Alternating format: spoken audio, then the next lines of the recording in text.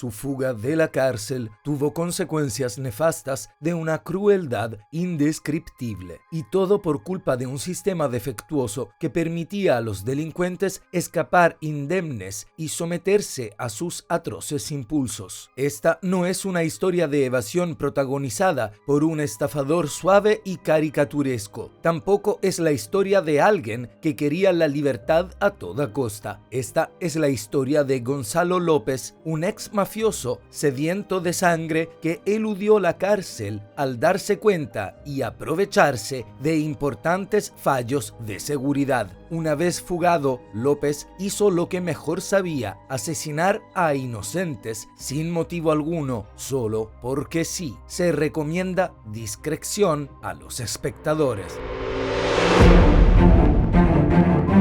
Era el 12 de mayo de 2022 y un autobús del Departamento de Justicia Penal de Texas se dirigía desde la unidad Alfred D. Hugg en Gatesville, Texas, hacia una cita médica en Huntsville. El viaje iba a durar 3 horas. La mañana era serena, todo lo serena que podía ser para 16 presos y 2 veteranos funcionarios de prisiones, uno de los cuales conducía el autobús, todos compartiendo el mismo espacio cerrado. Entonces, uno de los hombres, un preso mexicano muy tatuado llamado Gonzalo López, empezó a hablar. Sus palabras iban dirigidas a Michael Weiggs, el recluso situado detrás de López. Sus preguntas eran atrevidas y, en retrospectiva, burlonas. Lástima que nadie se preocupara de escuchar con atención, ni siquiera cuando López, de 46 años, preguntó a Weiggs si alguna vez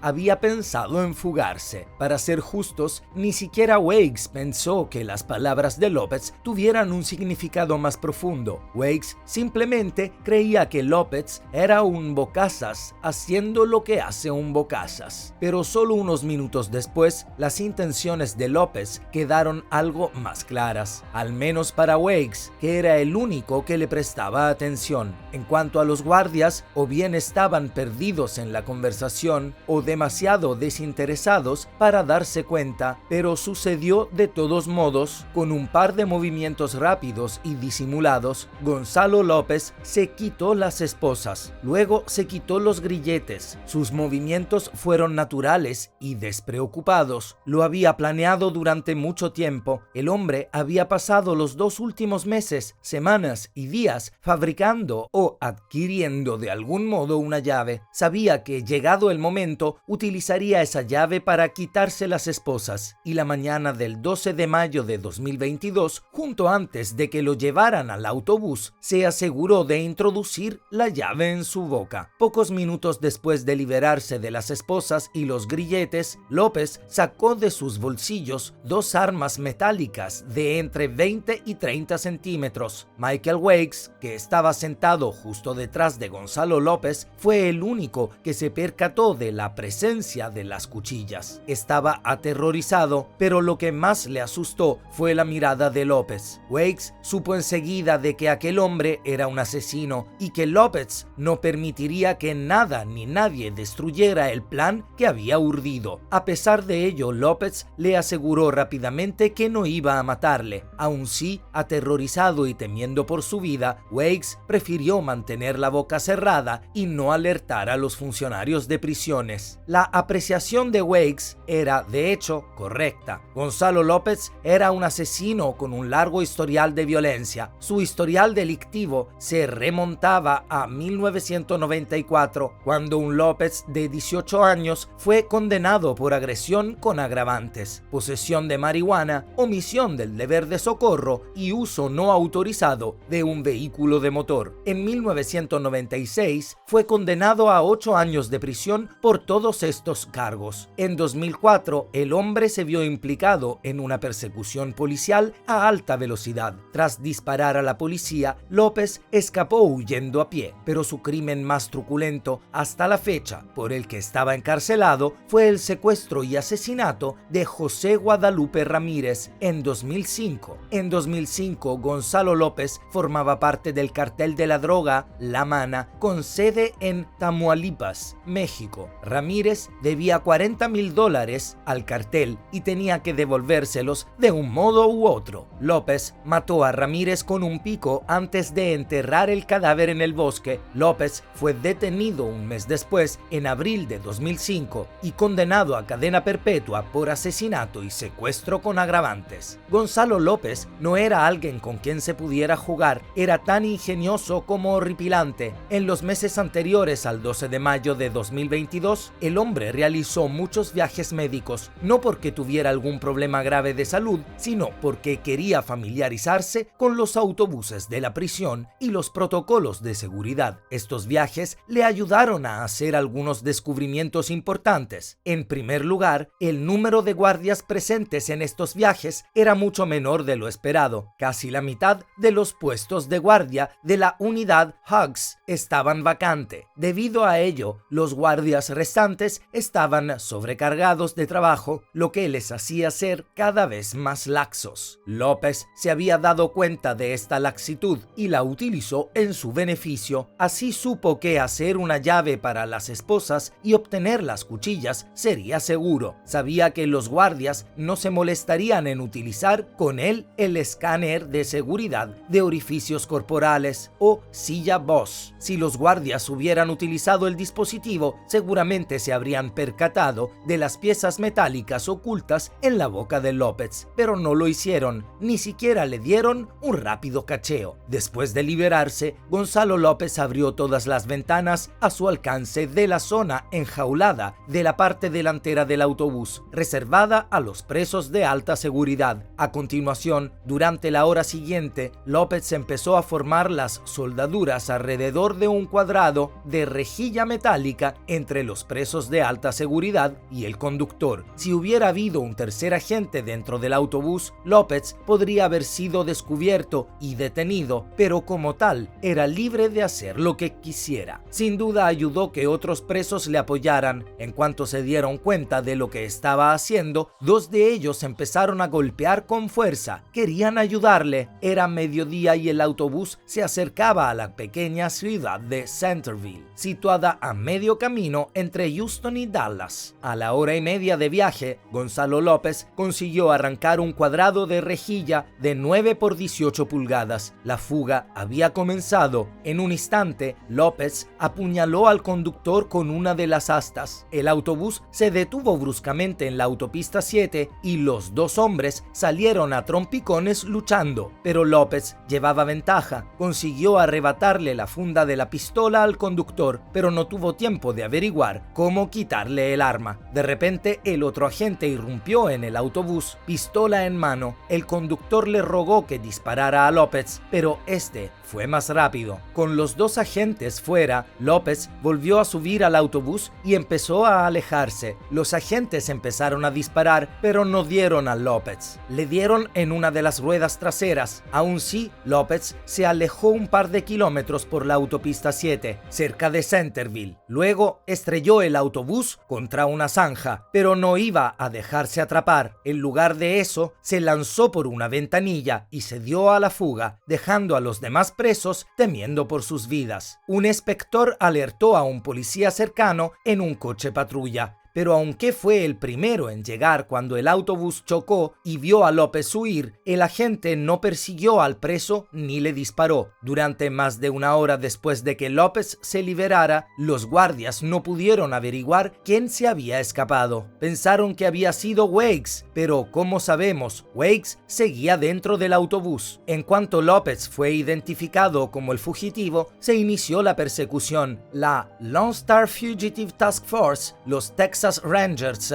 y los US Marshals acudieron a ayudar en la búsqueda, pero cientos de personas, helicópteros equipados con cámaras térmicas y perros rastreadores no fueron suficientes para encontrar al hombre. Durante 3 semanas, nadie supo dónde estaba López, al menos oficialmente. Al final de mayo, tanto las autoridades como los habitantes estaban más o menos convencidos de que Gonzalo López ya había huido de la zona y que buscaba buscarlo era inútil. Pero el 31 de mayo, las autoridades recibieron una llamada interesante sobre un allanamiento de morada en la autopista 7 en Centerville. Descubrieron pruebas de que López era el culpable. El ladrón había robado comida, refrescos, una chaqueta y agua embotellada, además de ducharse con agua de lluvia. Los investigadores examinaron una propiedad vacacional cercana, propiedad de una familia Collins. Tras reunir pruebas forenses para compararlas con el ADN del fugitivo. Sin embargo, nadie informó a la gente de que Gonzalo López podría seguir cerca. Por ello, la gente se relajó. Pensaron que estaba a salvo. Pensaron que el monstruo se había ido. Solo se preparaba para atacar de forma sangrienta, grotesca e inhumana. El 2 de junio de 2022, Gonzalo López irrumpió en un rancho propiedad de la familia Collins en Centerville, Texas. Dentro encontró a Mark Collins, de 66 años, y a sus 4 nietos, Waylon Collins, de 8 años, Carson Collins, de 16 años, y Hudson Collins, de 11 años. Bryson Collins, de 11 años, era su primo. Gonzalo López los mató a todos de un disparo o apuñalados. Tras asesinar a los 5 miembros de la familia Collins, López robó varias armas de rancho, entre ellas un AR-15. Luego huyó en la camioneta blanca de la familia. La oficina del sheriff del condado de León descubrió que el ADN de López coincidía con el del robo del 2 de junio. Solo 2 días después, 20 minutos más tarde, la oficina del sheriff recibió una llamada de Chris Collins que dijo que estaba preocupado por sus 3 hijos y su primo. Las fuerzas del orden se dirigieron al rancho de los Collins. Encontraron los cuerpos en el interior. La camioneta blanca fue vista en dirección sur desde San Antonio. Se colocaron bandas de pinchos en la carretera. López pasó por encima, pinchando todos los neumáticos, pero no dejó de conducir. Una vez que entró en los límites de la ciudad de Jordanton, López disparó a la policía a través de la ventanilla de la camioneta. Luego perdió el control del camión, chocó contra un poste de servicios públicos y finalmente se estrelló contra una valla. Pero la lucha no le había abandonado. Salió del coche y empezó a disparar a los agentes. Murió en el tiroteo. 7 meses después de la fuga de Gonzalo López, el Departamento de Justicia Penal de Texas publicó un informe que mostraba los múltiples fallos que condujeron a la fuga de López. El informe concluía que la fuga podría haberse evitado. Tal vez entonces Mark Collins y sus 4 nietos seguirían vivos.